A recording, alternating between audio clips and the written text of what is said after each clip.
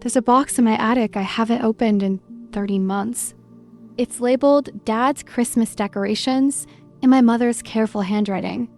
Inside are the ceramic sauna he painted when I was 5, the string of lights he spent 3 hours untangling every year, and the angel tree topper he lifted me up to place when I was too small to reach. That box stayed in the attic last December, and this year, I'm not sure I can face it either. My father died on November 10th, 2023. Heart attack in his sleep. The kind of death people call peaceful because it makes them feel better. But there's nothing peaceful about getting a phone call at 6:47 a.m. and hearing your mother's voice break into pieces over the phone line. "Sarah," she said. Just my name, but I already knew. I'm a grown woman. I'm 34 years old. I have a mortgage, a husband, a career teaching second graders how to read. I've been independent for over a decade. But nothing prepares you for the moment you become an orphan child, regardless of your age. The funeral was on a Thursday. We buried him on a Friday. And then somehow, impossibly, the world kept turning. People went back to work. They stopped bringing casseroles. The sympathy cards slowed to a trickle, then stopped. By Thanksgiving, most people had forgotten to ask how I was doing. But December remembered. December remembered everything. This is the story of my first Christmas without my father. And if you've ever lost someone who made the holidays feel like magic, you'll understand why it nearly broke me. But you'll also understand why, in the breaking, I found something I didn't expect to find. Let me take you back to before. Before that Tuesday morning phone call. Before the funeral home decisions and the estate paperwork and the horrible practical aftermath of death. My father's name was Robert Mitchell, but everyone called him Bobby. He was 58 years old when he died, which feels impossibly young now that he's gone. When I was growing up, he seemed ancient. Now I realize he was just a man trying his best. He was an electrician by trade, but an artist by nature. He could fix anything from a broken outlet to a broken heart with the same patient, methodical care. He had rough hands that smelled like copper wire and Old Spice, and a laugh that started in his belly and rolled out like thunder. But what defined my father most was Christmas. Other dads might be known for coaching Little League or building tree houses. Mine was known as the guy who turned our modest 3-bedroom house in suburban Portland into a wonderland every December. He started planning in October. By November, the garage was full of plywood and paint. By the first week of December, our front yard was transformed. I'm not talking about inflatable Santas or icicle lights bought from Home Depot. My father built everything by hand. Wooden reindeer, life-sized, with articulated heads that nodded in the wind. A sleigh constructed from reclaimed barnwood. A nativity scene where he carved each figure himself, spending months on the details of Mary's robes, Joseph's beard, the tiny hands of baby Jesus. The neighborhood kids would walk by just to stare. Cars would slow down. One year, the local news came to film it. I remember standing next to my dad in the front yard, shivering in my winter coat, watching him explain to the camera how he'd used a jigsaw and 73 hours to create the angel choir. "Why do you do it, Mr. Mitchell?" the reporter asked. "This must cost a fortune in time and materials." My father looked at me, really looked at me in that way he had that made you feel like the only person in the world. "Because someday," he said, "my daughter will have children of her own, and they'll drive past a house with Christmas lights, and Sarah will tell them, 'Your grandpa used to do that. He made magic with his bare hands. That's worth more than time or money.'" I was 16 that year. Too cool to admit how much his words meant. I rolled my eyes at the camera and told my friends my dad was embarrassing. God, I wish I could go back and tell him how wrong I was. Inside the house was just as magical. My mother handled the interior decorating, but Dad was in charge of what he called the engineering. He wired colored lights through every doorframe. He built a miniature train set that circled the perimeter of our living room, complete with tiny buildings and trees he'd painted himself. He installed speakers that played carols on a loop softly, so you didn't notice until you were already humming along. The tree was his masterpiece. Every year on December 1st, never earlier, never later, we would drive out to a farm 40 minutes outside the city. Not one of those lots in parking lots with pre-cut trees. An actual farm where you walk through rows of Douglas firs, looking for the perfect one. My father had criteria. It had to be at least 7 feet tall. It had to have good bone structure, which meant branches distributed evenly enough to hold his collection of ornaments. It had to smell right. He'd break off a needle and crush it between his fingers, inhaling deeply. "This one," he'd finally announce, and we'd all gather around while he sawed it down. The drive home always took longer because Dad drove slowly, constantly checking the rearview mirror to make sure the tree was secure in the truck bed. My mother would joke that he cared more about the tree than about us. "That tree," he'd say, winking at me in the mirror, "is going to hold 3 decades of memories. You better believe I'm going to get it home safe." Decorating the tree was a 2-day event. Day 1 was lights. Dad had a system. He'd start at the base, weaving the lights through the inner branches first, then spiraling outward. It took hours. My mother and I would sit on the couch, drinking hot chocolate, watching him work with the focused intensity of a surgeon. "Dad, it's just a tree," I said once when I was 14, impatient to start hanging ornaments. He paused, a strand of lights in his hands, and looked at me. "It's never just a tree, Sarah. It's the thing we'll gather around all month. It's what you'll remember when you're my age. We do this right, or we don't do it at all. I understand now. I understand everything now." Day 2 was ornaments. Each one had a story. The wooden soldier I'd made in 3rd grade, crooked and barely recognizable. The crystal snowflake Grandma Mitchell gave us the year before she died. The felt stocking with my baby picture inside. Dad would hold each one up, remember its history out loud, then hand it to me to hang. "You decide where it goes," he'd say. "This is your tree too." The angel went on last. It was a tradition that went back to my childhood. No matter how tall I got, Dad would lift me. Even when I was in high school, rolling my eyes, pretending to be too old. Even when I was in college, home for winter break. He'd crouch down, I'd step onto his interlaced fingers, and he'd lift me up toward the top of the tree. "Make a wish," he'd whisper. I always wished for something stupid. A car, good grades, a boy to notice me. The last Christmas we had together, I was 33 years old. I'd been married for 5 years. I had a career, a house, a life. But when it came time to put the angel on the tree, my father looked at me. "Come on," he said. "Dad, I'm too old for this. You're never too old." So I stepped into his hands, and he lifted me. And for a moment, I was 5 years old again, and nothing bad had happened yet, and my father was invincible. I didn't make a wish that year. I just held the angel, looked down at his upturned face, and thought, I need to remember this. I need to remember everything. We had traditions beyond the tree. On Christmas Eve, we'd drive around looking at other people's decorations, reading them on Dad's complicated scale. We'd come home and watch It's a Wonderful Life, the only movie that could make my father cry. He'd try to hide it, wiping his eyes during the final scene where everyone gathers around the tree to save George Bailey. "Allergies," he'd mutter, but we all knew better. Christmas morning was cinnamon rolls, my mother's recipe in coffee so strong it could wake the dead. We'd open presents slowly, one at a time, so Dad could take pictures of each reaction.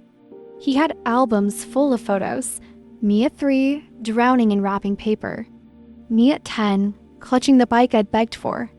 Me at 21, crying over the leather journal he'd had engraved with my name. "Why do you take so many pictures?" I asked him once. "Because memory is unreliable," he said, "but photographs don't forget." By dinner time, the house would smell like turkey and pine and candle wax. We'd eat too much. We'd play board games. We'd fall asleep in front of the fireplace, full and warm and together. That was Christmas. That was what it meant to be home. And then my father died. And I had to figure out what Christmas meant without him. The weeks after the funeral existed in a strange fog. I went back to work because I didn't know what else to do. My students knew something was wrong. 7-year-olds have a radar for adult sadness, but they were kind in the way children can be. They drew me pictures. They hugged my legs. They asked if I was okay, and I lied and said yes. My husband, David, tried to help. He brought me tea. He held me when I cried. He told me to take all the time I needed. But grief isn't something you take time for. It's something that takes time from you. October was a blur. November was worse. Thanksgiving without my father felt like practicing for Christmas, and I failed the practice run spectacularly. My mother came to our house because she couldn't face being in her own home. The three of us, Mom, David, and me, sat around a table that felt too big and too empty, picking at turkey none of us wanted to eat. He loved Thanksgiving, my mother said at one point, staring at her plate. He loved every holiday, I said. We left it at that. What else was there to say? By December 1st today, we always got the tree. I'd managed to convince myself I was fine. I compartmentalized. I practiced my breathing exercises. I'd even started sleeping through the night again. But then David asked the question I'd been dreading. Should we get a tree this year? We were in the kitchen. I was making coffee. The question hung in the air like smoke. I don't know, I said. We don't have to, he said quickly. If it's too hard, we can skip it. You can't skip Christmas. You can do whatever you need to do, Sarah. I poured my coffee, stared at it, watched the steam rise and dissipate. He'd want us to have a tree, I said finally. Okay, so we'll get one. Okay, but I didn't move. Neither did David. We both knew it wasn't going to be okay. We went to Home Depot, not the farm. I couldn't handle the farm. Home Depot had pre-cut trees in the parking lot, standing in neat rows, already netted, practical and impersonal. David walked the rows, looking at tags, checking prices. I stood at the entrance, arms crossed, fighting the urge to get back in the car. How about this one? David called, gesturing to a 6-foot Fraser fir. Sure, you haven't even looked at it. It's fine. They're all fine. He walked over and I could see the concern in his eyes. The way he was trying to navigate around my grief without stepping on any landmines. Sarah, if you don't want to do this, I want to do this. You don't seem like you want to do this. What do you want me to say, David? That I'm standing in a parking lot having a panic attack over a tree? That every single thing about Christmas reminds me that my father is dead? That I can't imagine hanging ornaments or baking cookies or doing any of the things we used to do because he's not here to do them with me. I was crying. When had I started crying? David pulled me into his chest, and I sobbed into his jacket while shoppers maneuvered around us, pulling their carts full of wreaths and tinsel and holiday cheer. We can go home, he whispered. We don't need a tree. We need a tree, I said. We need to try. So we bought the Fraser fir. David loaded it into the car. We drove home in silence. Putting up the tree was torture. David unpacked the boxes of decorations from our closet, our decorations, not my father's. We'd accumulated our own collection over the 5 years of our marriage. Store-bought ornaments, nothing handmade, nothing with history. I stared at them spread out on the coffee table and felt nothing. Should we put on music? David asked. No music. Okay, no music.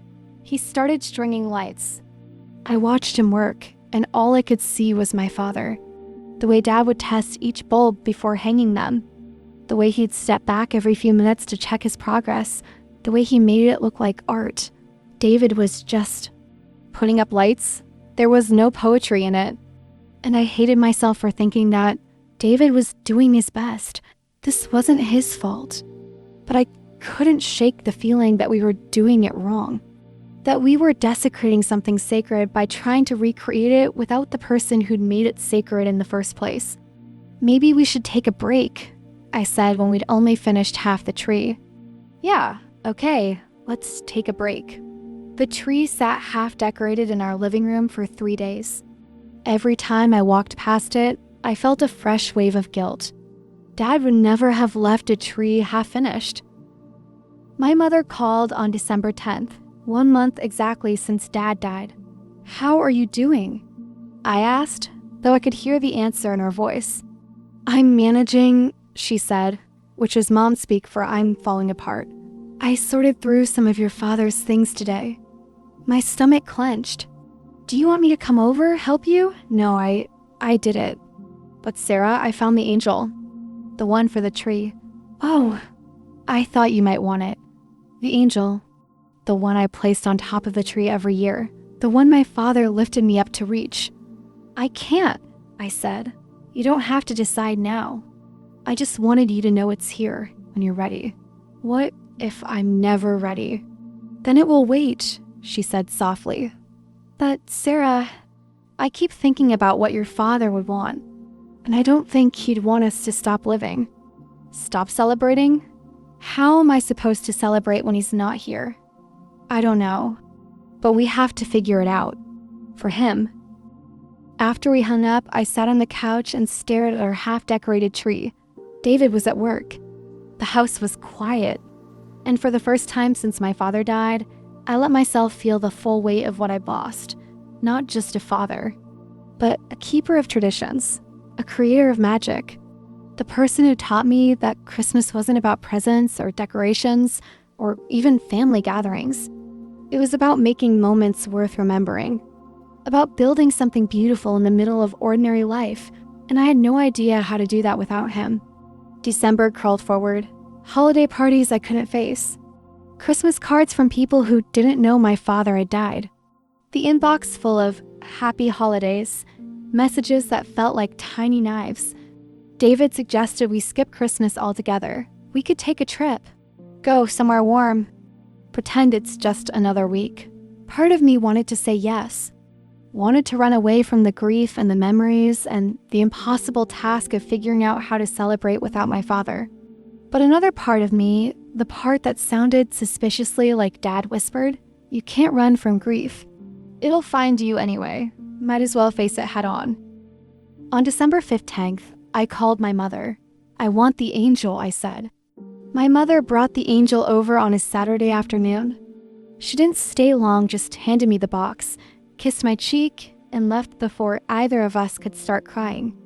I set the box on the dining room table and stared at it for 3 hours. Inside was more than just the angel. There were other decorations too. The ceramics Santa Dad had painted, the wooden ornaments he'd carved, a string of lights wrapped carefully around cardboard, and at the bottom, a note in my father's handwriting. Sarah, if you're reading this, something has happened to me. Don't worry. I'm not being morbid, just practical. Your mother says I think about death too much, but I think preparing for it is just good planning. By now, you know what these decorations mean. You've lived with them your whole life. But I want to make sure you understand why I did it. Why I spent so many hours in the garage, why I insisted on real trees and handmade ornaments, and all the traditions your teenage self probably found embarrassing. It wasn't about the decorations themselves. It was about creating something beautiful together, about giving you memories strong enough to carry you through hard times. And if you're reading this, you're probably in a hard time. Here's what I need you to know. You don't have to do Christmas the way we did it. You don't have to put up elaborate displays or spend weeks decorating. You don't have to use any of these decorations if they hurt too much. But don't give up on Christmas altogether. Don't let grief steal that from you. Find new traditions. Make new magic. Do it your way, in your time, with your people. And know that wherever I am, I'm proud of you. I'm so damn proud of the woman you've become. Love always, Dad. P.S. The angel still needs to go on last. Some traditions are non-negotiable. I read the note 17 times. Then I folded it carefully, put it back in the box, and went to bed. It was 2:47 p.m. The next morning, I woke up with a clarity I hadn't felt in weeks. I need to go to the house, I told David. Your mother's house? Dad's workshop, in the garage. David studied my face. Okay, I'll come with you. I need to go alone. Sarah, please. I need to do this by myself. He nodded, though I could see the worry in his eyes. My mother's garage smelled exactly the same, sawdust and paint thinner and my father's cologne. His workbench was still covered with half-finished projects. A birdhouse missing its roof, a jewelry box that needed sanding, a block of wood with pencil lines sketching out something that would never be completed. I ran my fingers along the workbench, feeling the grain of the wood, the rough patches where Dad had been too focused on his work to notice splinters. This was where he'd made magic, where he'd spent countless hours turning raw materials into things that made people smile. And he was never coming back to finish these projects. I sat on a stool, the one that was worn smooth from decades of use, and I broke. Not the polite, contained crying I'd done at the funeral. Not the quiet tears I shed in my car or in the shower. This was the grief I'd been holding back for 2 months. The howling, chest heaving, can't catch your breath grief that comes when you finally accept that the person you love is never walking through that door again. I cried until I couldn't cry anymore, until my throat was raw and my eyes were swollen and I had nothing left inside me. And then, in the silence that followed, I heard it, my father's voice. Not literally, I'm not claiming supernatural intervention, but in my head, clear as if he were standing beside me. So, what are you going to do about it? There's a moment in grief different for everyone, impossible to predict when you have to make a choice. You can let the loss destroy you, or you can let it transform you. You can spend the rest of your life hiding from anything that reminds you of what you've lost, or you can face it head on and figure out what comes next. I stood up, wiped my face with the back of my hand, and I looked at my father's tools. Then I picked up a piece of wood. I didn't have my father's skill. I never learned to use most of his tools, had never wanted to, honestly. As a kid, I was more interested in reading books than building birdhouses. But I knew the basics. I'd watched Dad enough times. And muscle memory is a strange thing. I found a sketch pad on the workbench. Dad's drawings, mostly, but empty pages at the back. I flipped to a clean page and started sketching. An ornament. Simple. A star, maybe, or a circle. Something I could actually accomplish. It took me 3 hours just to cut the wood. My lines weren't straight. The edges were rough. At one point, I nearly cut my finger off with the jigsaw and had to take a break to stop shaking. But slowly, impossibly, something took shape. A wooden circle, about 4 inches in diameter. I sanded it until my arms ached. Then I found Dad's paints dried out, some of them, but still usable, and I painted. I painted the house we grew up in. Not with any artistic skill, I was never good at art, but recognizable enough. The blue shutters, the red door, the maple tree in the front yard. And in the window, I painted 2 figures, a tall one and a small one. A father and a daughter. When I finished, it was dark outside. I'd been in the garage for 7 hours. David called. Sarah, where are you? I've been worried. I'm Mom's. I'm okay. I'm actually okay. Do you need me to come get you? No, I'm coming home, and David, I need you to help me with something. That night, I finished decorating our tree. We used our ornaments, the store-bought ones, the generic ones that didn't have stories. But we added Dad's ornament, the one I made in his workshop with his tools and his paint. I told David about each ornament as we hung them, made up stories for the ones that didn't have them, gave them meaning. This one, I said, holding up a silver bell, is from our first Christmas together. You gave it to me, remember? I bought it at Target. I don't care where you bought it. It means something now. We worked until after midnight. We drank hot chocolate, not as good as my mother's, but good enough. We played Christmas music, not the old records Dad loved, but songs that felt like ours. And when we got to the angel, I stood on a chair, no one to lift me up anymore, and I placed it on top. I didn't make a wish, but I did make a promise. I won't forget you, Dad, but I won't stop living either. December 23rd, I invited my mother over. I have something to show you, I said. She came over that evening, hesitant, still wrapped in the same fog of grief I was trying to emerge from. When she saw the tree, the angel on top, the mixture of new and old, the ornament I'd made, she started crying. "Oh, Sarah, I know it's not like Dad's trees. It's perfect," she said. "It's absolutely perfect." We sat on the couch, mother and daughter, staring at the tree. David made us tea. We didn't talk much, didn't need to. "I miss him," Mom said finally. "Me too. But this helps. Knowing we're still doing it. Still making Christmas. We're doing it differently," I said. "That's okay." He'd want us to do it differently. He'd want us to figure out our own way. She was right. The note had said as much. Dad never wanted us to be trapped by tradition. He wanted us to create our own. On Christmas Eve, David and I drove around looking at lights. We didn't rate them on Dad's scale. We just looked, appreciated, felt grateful for people who still made the effort to create beauty in the darkness. When we got home, we watched a movie. Not It's a Wonderful Life. I wasn't ready for that yet. Maybe next year. Instead, we watched Elf Something Light, something that made us laugh.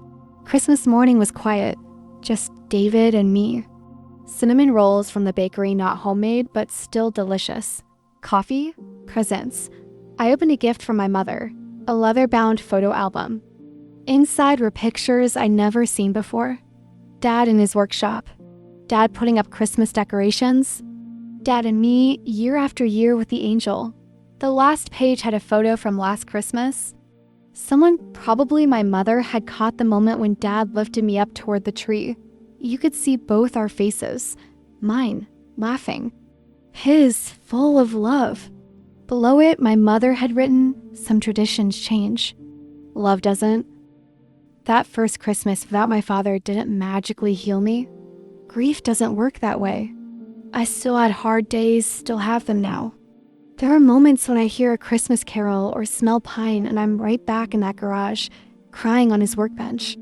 But I learned something that December. You can hold grief and joy in the same hand. You can miss someone terribly and still celebrate the things they taught you. You can honor traditions by evolving them. Every December 1st, I go to my mother's garage and I make an ornament. By hand, using Dad's tools. I'm getting better at it, less crook lines, fewer near amputations. Last year, I made a wooden snowflake. This year, I'm attempting a reindeer. They're not perfect. Dad's were perfect. Mine are mine. I hang them on our tree alongside ornaments from Target and homemade attempts, and the ceramics on a Dad painted when I was 5.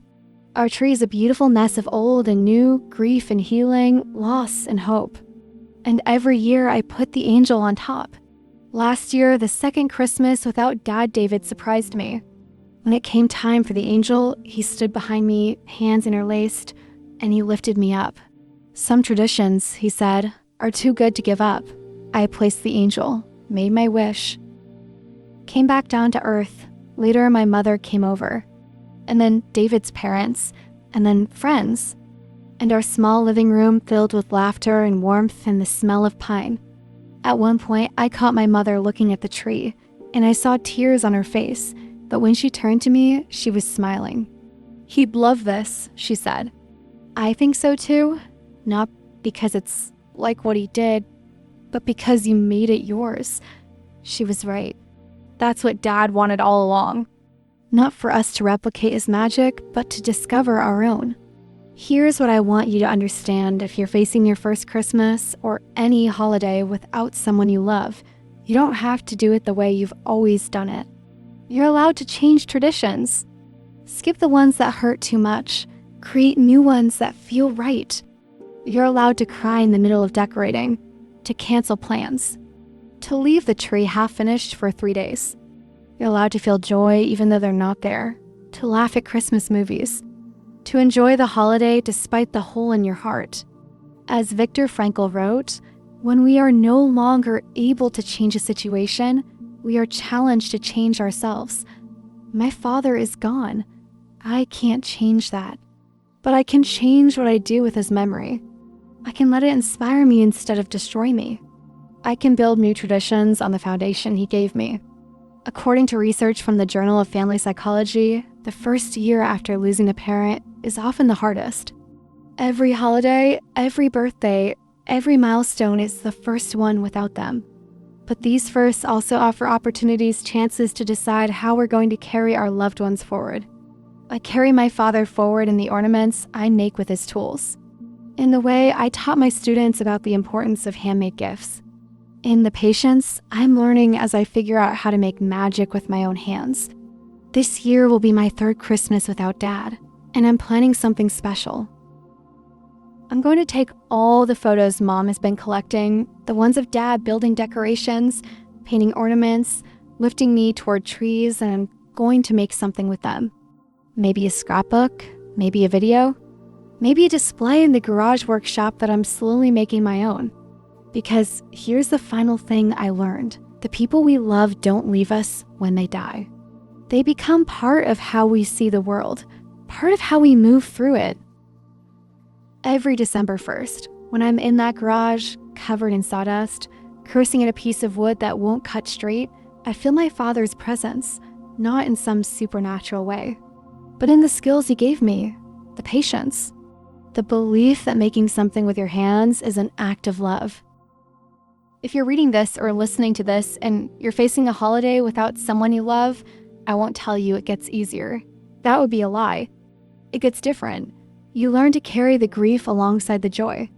You learn to honor memory while still living forward. You learn that love doesn't end just because someone's physical presence does. This Christmas, I'll put the angel on top of the tree. I'll think about my father. I'll probably cry a little, but I'll also laugh. I'll appreciate the people still here. I'll make new memories while honoring old ones. And somewhere in a garage workshop filled with unfinished projects and the smell of sawdust, I'll believe that Dad is proud of me, not because I replicated what he did, but because I found my own way to keep his light burning. There's a box in my attic labeled Dad's Christmas Decorations in my mother's careful handwriting. This year, I'm adding to it. A new label, Sarah's Christmas Creations. They'll sit side by side. His perfect craftsmanship and my imperfect attempts. His legacy and my continuation of it. And maybe someday when I have children of my own, they'll open both boxes. They'll see what their grandfather made and what their mother made after he was gone. And they'll understand that traditions aren't about perfection. They're about love made visible. About taking the ordinary and making it extraordinary. About showing up year after year and choosing to create beauty especially when your heart is breaking. That's what Christmas means to me now. Not magic created by one irreplaceable person, but magic we create together, imperfectly, persistently, with all the love we carry for those who came before us. My father gave me Christmas, and now I'm giving it back to myself, to my family, to anyone listening who needs to hear that grief and joy can coexist. That first year is the hardest, but it's also where transformation happens, where we discover we're stronger than we knew, where we learn that losing someone doesn't mean losing everything they gave us. My father's gone, but Christmas remains. Changed, yes, quieter, maybe, but still full of light, still worth celebrating, still magic.